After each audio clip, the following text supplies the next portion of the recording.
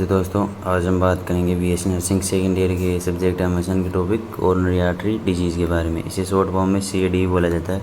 तो देखते हैं ये क्या होता है। इट इज़ कंप्लीट और partial obstruction in the coronary artery is known as CAD। मतलब इसमें क्या होता है कि ये कंप्लीट हो या फिर पार्शियल ऑब्स्ट्रक्शन हो जाता है कोरोनरी आर्टरी के अंदर, उसे CAD कहते हैं। इस वजह से क्या होता है कि जो अटकी मायोकार्डियम लेयर है उससे सप्लाई ढंग से नहीं मिल पाती, ब्लड सप्लाई ढंग से नहीं मिल पाती। इसमें क्या होता है, जैसे एक कोरोनरी आर्टरी है तो इसमें या तो कंप्लीट ऑब्स्ट्रक्शन हो जाएगा, कंप्लीट फ्लो रुक जाएगा ब्लड का, या फिर ये कोरोनरी आर्टरी जैसे इस तरीके से पार्शियल ब्लड फ्लो रुक जाएगा, इसका पार्शियल ब्लॉकेज उत्पन्न हो जाएगा इसके अंदर।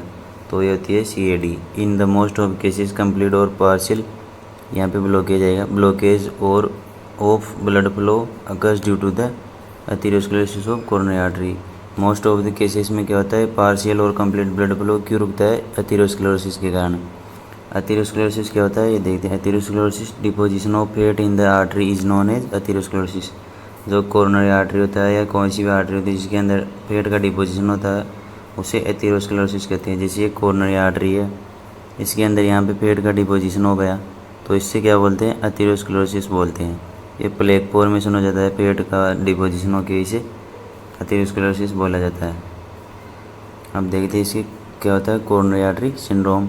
Unstable angina MI are the serious complication of coronary artery disease. इसमें क्या होता है, कोरोनरी आर्टरी सिंड्रोम में unstable angina MI are the serious complication of coronary artery disease. मतलब कोरोनरी आर्टरी डिजीज से क्या क्या हो सकता है, एक तो अनस्टेबल एंजाइना हो सकता है और MI यानी मायोकार्डियल इन्फेक्शन हो सकता है। अब देखते हैं इसके कोजेज कौन कौन से, यानी ये जो कौन सी कंडीशन है जो CAD यानी कोरोनरी आर्टरी डिजीज कोज करती है। पहली है एथेरोस्क्लेरोसिस। एथेरोस्क्लेरोसिस वही जो कोरोनरी आर्टरी के अंदर पेट का डिपोजिशन हो जाना, यही एथेरोस्क्लेरोसिस है। सेकंड है आर्टेरियोस्क्लेरोसिस। आर्टेरियोस्क्लेरोसिस क्या होता है कि जो आर्टरीज होती है उनमें हार्डनिंग हो जाती है, वो हार्ड हो जाती है, उसे आर्टेरियोस्क्लेरोसिस कहते हैं। थर्ड है कोरोनरी वेसोस्पाज्म। जो कोरोनरी आर्टरी है वो वेसोस्पाज्म वो स्पाज्म हो जाती है, सिकुड़ जाती है। जैसे कि ये कोरोनरी आर्टरी है, ये यहाँ पर इतनी थिक है, यहाँ पे जाके स्पाज्म हो जाएगी, पतली हो जाएगी, इसे बोलते हैं coronary vasospasm. Coronary embolism. Coronary artery में एम्बोलिज्म आ जाता है। Coronary artery venous fistula. Coronary artery और वीनस में क्या हो जाता है, पिस्टुला। जैसे आर्टरी वीनस पिस्टुला क्या होता है, ये आर्टरी है और ये वेन है। तो इनमें पिस्टुला क्या होता है कि आर्टरी में क्या होता है कि एबनॉर्मल ओपनिंग हो जाती है, फिर वो ओपनिंग क्या हो जाती है, वेन से कनेक्ट हो जाती है। तो क्या होता है, abnormal opening in the artery and connection between artery and veins. तो इसे क्या बोलते हैं, कोरोनरी आर्टरी वीनस पिस्टुला। अब देखते हैं इसके रिस्क फैक्टर कौन कौन से हैं। तो रिस्क फैक्टर में कौन कौन से, दो प्रकार के रिस्क फैक्टर होते हैं। पहला है नॉन मॉडिफाइड और second is modified. Non modified क्या होता है, इसे हम मॉडिफाई नहीं कर सकते या बदल नहीं सकते। और मॉडिफाइड होता है जिसे हम बदल सकते हैं। नॉन मॉडिफाइड में पहला है फैमिली हिस्ट्री ऑफ CAD। मतलब अपने फैमिली के अंदर पहले किसी को कोरोनरी आर्टरी डिजीज़ हुई हो तो हम उसे बदल भी नहीं सकते। एज होती है, एज को भी नहीं बदला जा सकता। ये क्या होता है, ओल्डर एज में ज़्यादा होता है। जेंडर। तो जेंडर में क्या होता है कि ये मोस्टली किस में देखने को मिलता है, मेल में। मेल में क्या होता है, फीमेल से ज़्यादा देखने को मिलता है कोरोनरी आर्टरी डिजीज़। और फीमेल में कब देखने को मिलता है, mostly in menopause and post menopause condition. जो प्री मीनोपोज और पोस्ट मीनोपोज कंडीशन होती है उसमें देखने को मिलता है। तब क्यों, क्योंकि तब क्या होता है कि जो इनमें हार्मोन का होता है इम्बेलेंस हो जाता है। और अब देखते हैं मॉडिफाइड रिस्क फैक्टर। मॉडिफाइड क्या होते हैं, जिन्हें हम बदल सकते हैं। जैसे स्मोकिंग को हम सीज भी कर सकते हैं चाहे तो। एल्कोहल कंजप्शन और आता है इसके अंदर, डायबिटीज़ मिलेटस, ओबेसिटी और हाइपरलिपिडिया में किसी के अंदर लिपिड का लेवल ज़्यादा हो तो उसे ज़्यादा चांसेस रहते हैं किसी कोरोनरी आर्टरी डिजीज़ के। हाइपरटेंशन ज़्यादा BP हो किसी के, स्ट्रेस और एंजाइटी ज़्यादा लेते हों कोई, तो उसके अंदर कोरोनरी आर्टरी डिजीज़ हो सकता है। आगे देखते हैं इसकी पैथोफिजियोलॉजी। पैथोफिजियोलॉजी मतलब ये डिजीज़ किस तरीके से प्रोग्रेस करती है। तो देखते हैं due to any aetiological factor, यानी किसी भी इटियोलॉजिकल फैक्टर के कारण, जैसे कि एथेरोस्क्लेरोसिस। तो क्या होगा, एक्यूमुलेशन ऑफ फैट एक्यूमुलेट हो जाएगा, यानी फैट का डिपोजिशन हो जाएगा। Narrowing of the lumen and decreasing blood flow. Narrow हो जाएगी आर्टरी और उससे की वजह से क्या होगा, ब्लड फ्लो डिक्रीज हो जाएगा। जैसे ये आर्टरी है कोई भी टियोलॉजिकल फैक्टर हुआ जैसे एक्यूमुलेशन ऑफ फैट हुआ, तो यहाँ पे फैट एक्यूमुलेशन हुआ तो नैरो हो गई, यहाँ से ल्यूमेन नैरो हो गई, यहाँ तो इतनी ब्रॉड थी, यहाँ पे नैरो हो गई, तो ल्यूमेन नैरो हो गई और ब्लड फ्लो डिक्रीज हो गया। तो इससे क्या होगा, फॉर्मेशन ऑफ थ्रोम्बस, थ्रोम्बस का फॉर्मेशन हो जाएगा और ऑब्स्ट्रक्शन ऑफ ब्लड फ्लो, आगे की तरफ ब्लड फ्लो में रुकावट आएगी, ऑब्स्ट्रक्शन हो जाएगा। फिर इसे क्या बोलेंगे हम, कोरोनरी आर्टरी डिजीज़। एक बार और देख लीजिए क्या होता है इसके अंदर, कोई भी टियोलॉजिकल फैक्टर हुआ उसकी वजह से क्या हुआ, फैक्टर यानी एक्यूमुलेशन ऑफ फैट हो गया, फैट डिपोजिशन हो जाएगा। फिर उसकी वजह से क्या होगा, जो आर्टरी की ल्यूमेन वो नैरो हो जाएगी, तो थ्रोम्बस का फॉर्मेशन हो जाएगा, ब्लड फ्लो डिक्रीज हो जाएगा, ये ऑब्स्ट्रक्शन हो जाएगा। फिर उससे क्या होगा, कोरोनरी आर्टरी डिजीज़। आगे देखते हैं इसके क्लिनिकल मैनिफेस्टेशन, यानी इसमें कौन कौन से साइन एंड सिम्टम्स देखने में मिलते हैं। First is inadequate blood supply to heart muscles. इस चीज़ में बोलते हैं इसे, हार्ट मसल्स को क्या होगा, ब्लड सप्लाई इनएडिक्वेट हो गया, प्रॉपर नहीं हो पाएगी उसे, इस चीज़ में बोलते हैं। चेस्ट में पेन होगा, इनएडिक्वेट कार्डियक आउटपुट होगा, क्योंकि जब उसको ब्लड सप्लाई ढंग से नहीं मिल पाएगी तो ढंग से कॉन्ट्रैक्ट नहीं कर पाएगा, इफेक्टिवली कॉन्ट्रैक्ट नहीं पर कर पाएगा। डायपोरेसिस होगा यानी एक्सेसिव स्वेटिंग यानी पसीना आएगा बहुत ज़्यादा। डिस्निया, सांस लेने में कठिनाई होगी। चेंजेज इन ईसीजी में चेंजेज हो जाएंगे, इसमें ईसीजी में चेंजेज हो जाते हैं। High level of cardiac enzyme, जो कार्डियक मार्कर या एंजाइम होते हैं जैसे ट्रोपोनिन, तो क्रिएटिनिन काइनेज, क्रिएटिनिन, मायोग्लोबिन। डिसरिथमिया भी हो जाएगा। डिसरिथमिया क्या होता है, डिसरिथमिया में क्या होता है कि जो अपनी हार्ट की रिदम होती है वो इरेगुलर हो जाती है या फिर रिदम रेगुलर नहीं रहती है। आगे क्या होता है, एंजाइना पेक्टोरिस, मायोकार्डियल इंफ्राक्शन और सीएचएफ, सडन कार्डियक डेथ, ये सब इसके sign and symptoms. Angina pectoris क्या होता है, बहुत तेज़ चेस्ट में पेन होने लग जाता है। क्यों, क्योंकि इस्कीमिया की वजह से। मायोकार्डियल इंफ्राक्शन हो सकता है, मायोकार्डियल इंफ्राक्शन में हार्ट अटैक हो सकता है। जो मायोकार्डियम होती है लेयर अपनी हार्ट की, उसमें इन्फाक्शन है, टिश्यू डेथ हो जाती है। CH7 कंजेस्टिव हार्ट फेलियर हो सकता है, सडन कार्डियक डेथ हो सकती है। ये सब आगे बढ़ेंगे, डिजीज़ आएगी अलग से। अब देखते हैं इसके डायग्नोस्टिक इवेल्यूशन, मतलब इसका पता कैसे चलेगा। पहले तो एजेनर्स हम उसकी हिस्ट्री कलेक्ट करेंगे, फिर उसका फिजिकल एग्जामिनेशन करेंगे, हेड टू टो एग्जामिनेशन करेंगे, फिर उसकी ECG करेंगे, उससे पता चल जाएगा।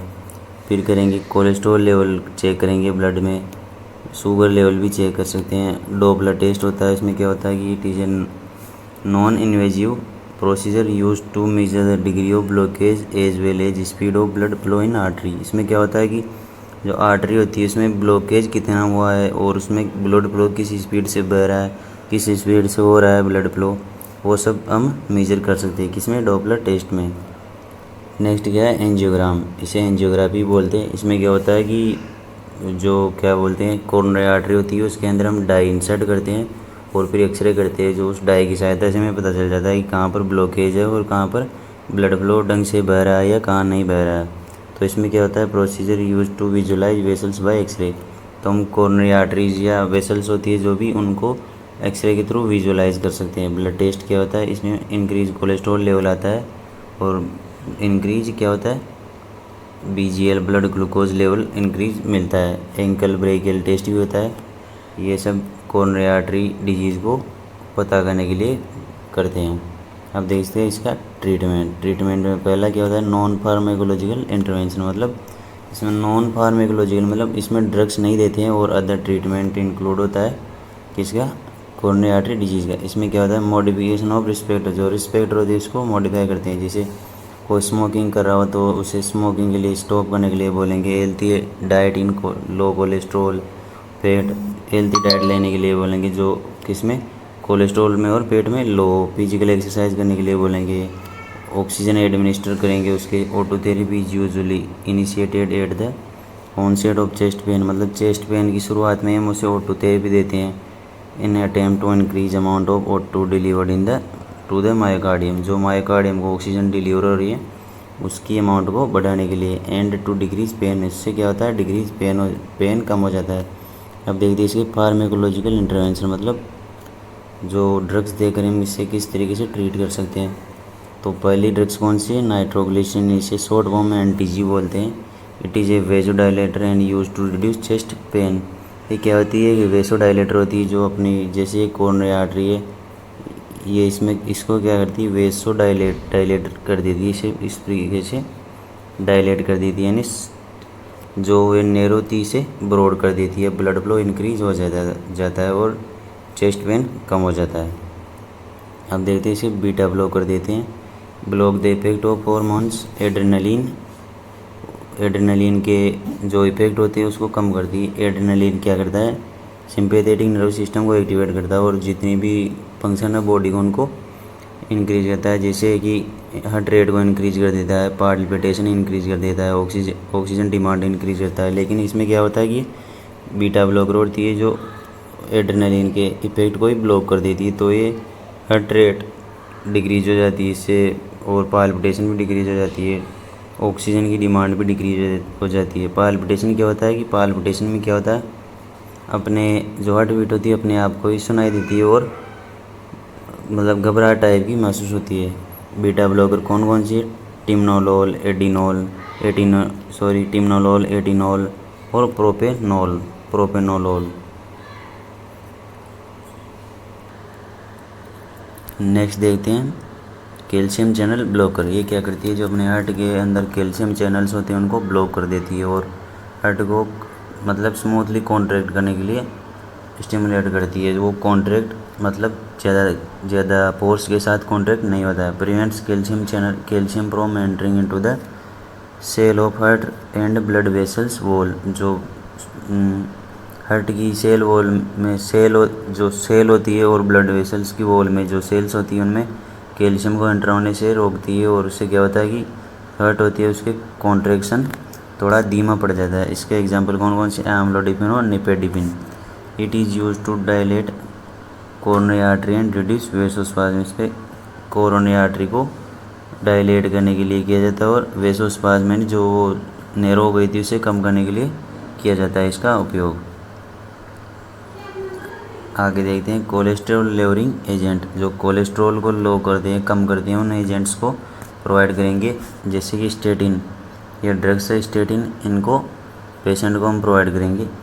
आगे देते हैं एंटीकोएगुलेंट एजेंट। एंटीकोएगुलेंट क्यों देते हैं, क्योंकि जो पेशेंट्स के जैसे कोरोनरी आर्टरीज के अंदर यहाँ पे प्लेक का फॉर्मेशन होता है, एथेरोस्क्लेरोसिस फॉर्मेशन हुआ था। इसमें क्या करते हैं कि यहाँ पर जो प्लेटलेट्स एग्रीगेट हो गए इस तरीके से क्लॉट भी बना सकती है और कंप्लीट आर्टरी को ब्लॉक कर सकती है। तो इसलिए इसे प्रिवेंट करने के लिए क्या देते हैं हम, एंटीकोएगुलेंट्स, जो कि कौन से, एस्पिरिन और एंटीकोएगुलेंट्स है एस्पिरिन, सार्बिट्रोल भी दे सकते हैं इसे।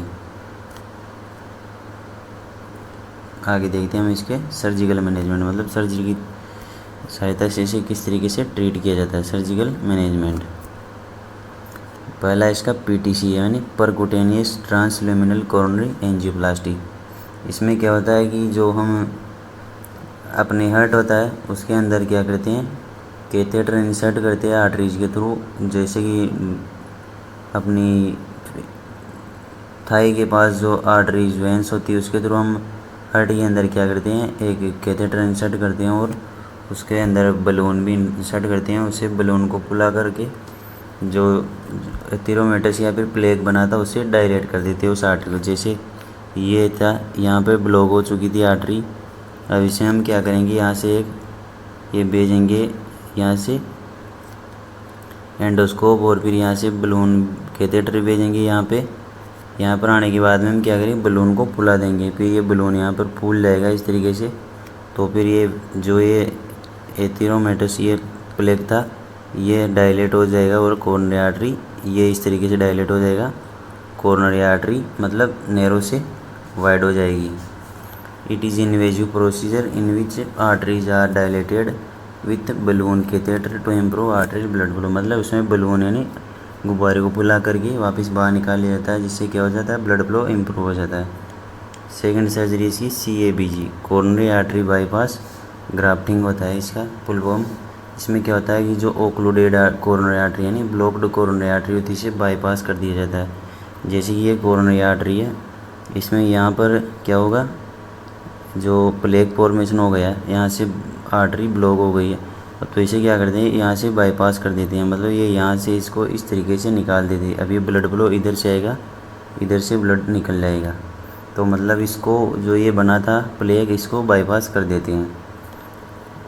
आगे देखते हैं कौन सी अथेरेक्टोमी, मतलब जो वो प्लेग बना था उसे ही हटा देते हैं। In this remove of plaque from coronary artery it use to improve blood supply to the peripheral parts. जो अपने पेरिफेरल पार्ट्स होते हैं, जो हार्ट होते हैं, उसकी सप्लाई को इंक्रीज़ करने के लिए इसका उपयोग किया जाता है। इसमें क्या आता है कि जो प्लेग बना था उसको ही रिमूव कर देते हैं। फॉर द कोरोनरी स्टेंट जो आपने सुना होगा छल्ला रखते हैं हार्ट के अंदर, वो यही होता है। इसमें क्या होता है कि जैसे कोरोनरी आर्टरी है तो इसमें पीटीसी है कि जैसे ही क्या करते हैं कि बलून इंसर्ट करते हैं अंदर कैथेटर के थ्रू, और जो ये यहाँ पे प्लेग बनाता है यहाँ पे बलून इंसर्ट कर देते हैं। और फिर इसके साथ ही यहाँ बलून इंसर्ट करने के बाद में क्या होता है, यहाँ पे इस तरीके से जालीनुमा स्ट्रक्चर रख देते हैं जिसे कोरोनरी आर्टरी स्टेंट बोलते हैं, उसे रख देते हैं। फिर बाद में वो कभी भी ब्लड फ्लो ब्लॉक नहीं होता है। आगे देखते हैं इसके नर्सिंग इंटरवेंशन कौन कौन से। असेस द पेशेंट की कंडीशन को असेस करना है, वाइटल साइन चेक करना है, पल्मोनरी असेसमेंट यानी कार्डियक पल्मोनरी असेसमेंट उसे असेस करना है।